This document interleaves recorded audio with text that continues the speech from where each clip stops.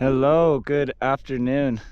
It's still morning, almost noon, and it is Sunday, December the 1st today, and we're just behind Whistler. You can see the peak right in the corner there, and we are just at the top of Flute and gonna take a look into the snow to see what the sun is doing. It's warmed up already. I'd say it's hovering around freezing, so the surface of the snow is going to be kind of amalgamating and getting all chunkety. If there's some weird layers that could get that the top layer could get more dense and slide on, that would be a concern. I don't think that's a concern, but it will be a concern once it heats up like it's supposed to and it melts and then freezes. And if that becomes a really like an ice sheet, then the next time it snows, that could be a worrisome layer. But I figured we could just look in the snow right now and see an aspect that's facing the sun. Nice proper south aspect. That's kind of directly south. Southwest is Black Tusk. Directly to the south we can see Mount Garibaldi, and we got the nice snow ghosts, Cheakamus Lake back there. Beautiful day all around. If it was a little bit colder, it would be that much better because the snow would preserve, but it's more fun to look at things as it's changing. So that's what we're gonna do. So for those of you who are unfamiliar with what I'm doing right now, I'm digging a snow profile, or also just known as a snow pit. And this is the only way to get an actual hands-on, eyes-on look at what the snowpack is doing and what it has done over the entire season. So looking at the layers just allows you to know exactly what's happening underneath them. So we got the main pit dug. It's pretty hasty. If I was doing like a full analysis with like the temperatures on each layer and measuring the layers and doing all that, I would have made the wall like super vertical and flat and made every little shovel blade go nice, but you don't really need to do that because we're just taking a look. And the initial look is really good, especially for being south facing with like, usually you can get like some wind press layers, or you know, some surface hoar can form up overnight. Maybe it had, but then the wind just took it out. But right now it looks really good. There's one layer down below that if anything reacts, it'll probably be that, but it's pretty deep and it just depends on how well it's bonded. Let's see if it shows up on the camera.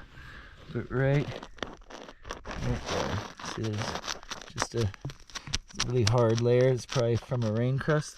Looks like there's another rain crust kind of right there. Yeah, just hard. But all that's really hard too, so I think it's bonded well.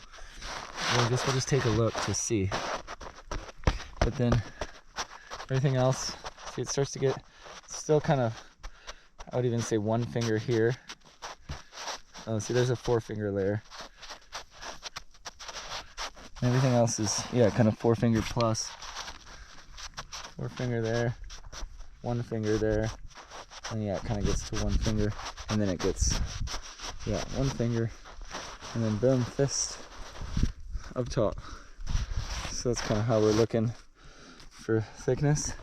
But I'll want to go saw down and dig out a column and see what it looks like.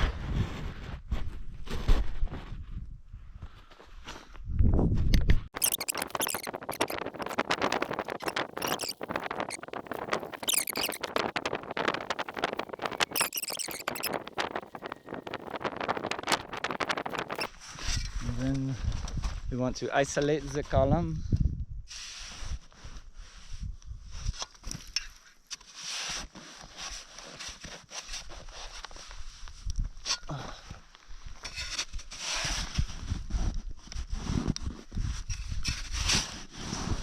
Oh shit. That's a fail. That's what I thought. We're having slabbing problem. Yeah. Big So that's slabbed out. So that's good to know. But now we gotta move over. We want to test more. But that was just from a bump. So. Oh, fuck. Oops. Tabarnak.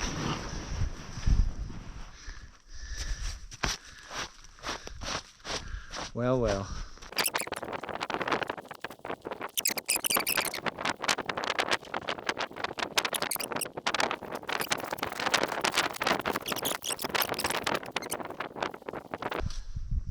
Okay, that's done. Let's hope we get some kind of results to make it worthwhile.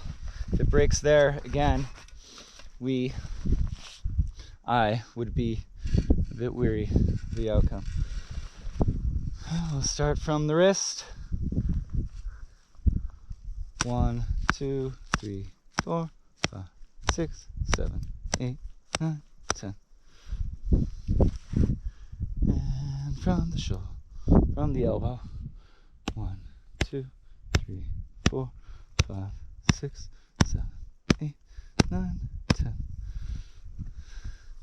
Everything's pretty solid all through here. I didn't see it moving around on a layer. But let's see if we give it a good few shoulder whacks, what happens.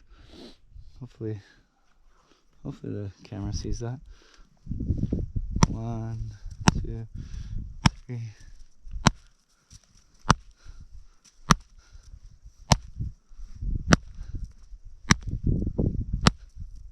Nope. Nothing. They believe in nothing, Lebowski. Let's take a look a little bit down. Do a little deep tap. See if we can get that crusty layer to move.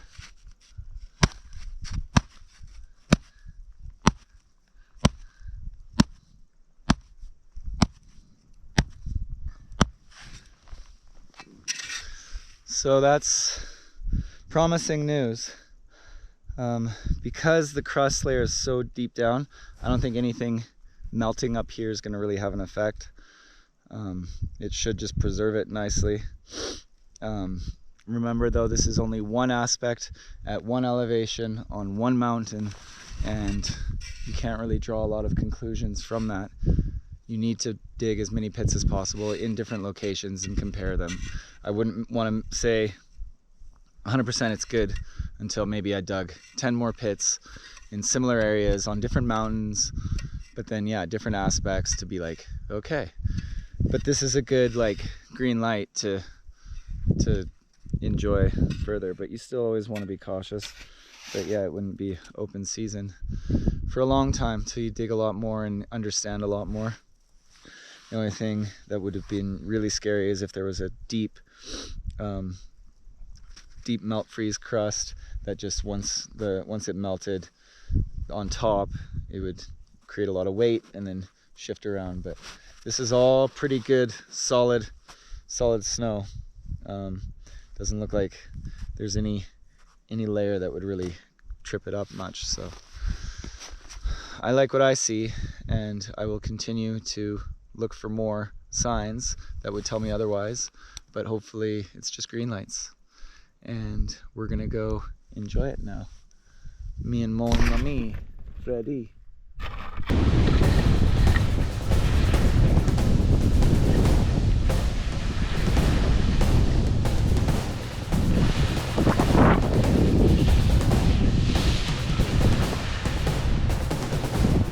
Are we on a cliff? Oh no.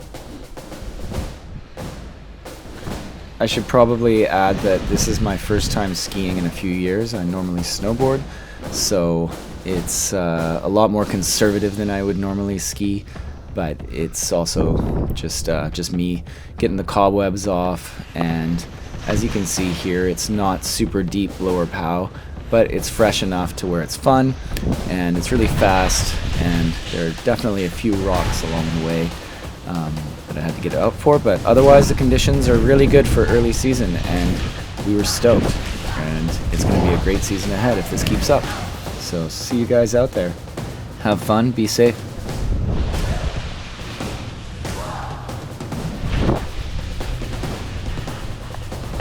Whoa.